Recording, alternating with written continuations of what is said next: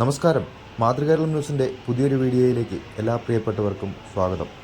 നിങ്ങളിപ്പോൾ കണ്ടുകൊണ്ടിരിക്കുന്നത് കൊട്ടാരക്കരയിൽ ആയിരക്കണക്കിന് ആളുകൾ ദിവസവും ഓരോ ആവശ്യങ്ങൾക്ക് വേണ്ടി എത്തിച്ചേരുന്ന മിനി സിവിൽ സ്റ്റേഷൻ്റെ ദൃശ്യങ്ങളാണ്.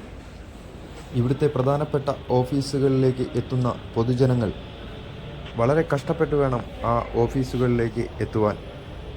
ആ ഓഫീസുകളിലേക്കുള്ള പടവുകളിലും തറയിലും മുഴുവൻ പട്ടിയുടെയും പൂച്ചയുടെയും മരപ്പട്ടിയുടെയും ഒക്കെ വിസർജ്യങ്ങളാണ്.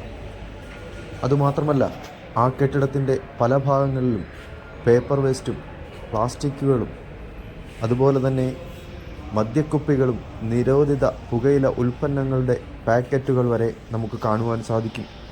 കൃത്യമായ ശുചീകരണ പ്രവർത്തനങ്ങൾ ആയിരക്കണക്കിന് ആളുകൾ ദിവസവും കടന്നു വരുന്ന ഈ മിനി സിവിൽ സ്റ്റേഷനിൽ നടക്കുന്നില്ല എന്നുള്ള കാര്യം വ്യക്തമാണ്.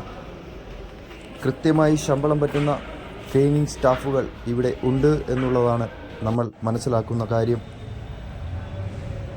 എന്നാൽ കൃത്യമായി അവരെ കൊണ്ട് പണിയെടുപ്പിക്കുന്നതിനോ അല്ലെങ്കിൽ ഈ ഓഫീസുകളുടെ കൃത്യമായ ശുചീകരണ പ്രവർത്തനങ്ങൾ കാര്യക്ഷമമായി നടത്തുന്നതിനോ ബന്ധപ്പെട്ട അധികാരികൾ മുൻകൈയെടുക്കുന്നില്ല എന്നുള്ളതാണ് ഇതിൽ നിന്നും നമുക്ക് മനസ്സിലാക്കുവാൻ സാധിക്കുന്നത്.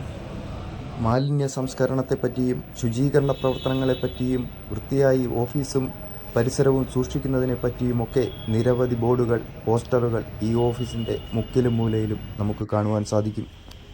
കൊട്ടാരക്കര നഗരസഭ 2019-2020 കാലഘട്ടത്തിൽ നിർമ്മിച്ച എയറോബിക് കമ്പോസ്റ്റ് യൂണിറ്റും നമുക്ക് ഇവിടെ കാണുവാൻ സാധിക്കും. എന്നാൽ അതിൻ്റെ പരിസരത്തും മാലിന്യങ്ങൾ കൂട്ടിയിട്ട് കത്തിക്കുന്ന, പ്ലാസ്റ്റിക് ഉൾപ്പെടെ കൂട്ടിയിട്ട് കത്തിക്കുന്ന കാഴ്ചയാണ് നമുക്ക് കാണുവാൻ സാധിച്ചത്. ആരാണ് ഇതിന് ഉത്തരവാദി?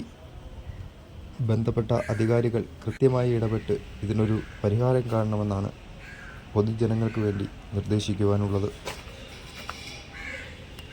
മറ്റൊരു വീഡിയോയുമായി വീണ്ടും കാണാം. നന്ദി.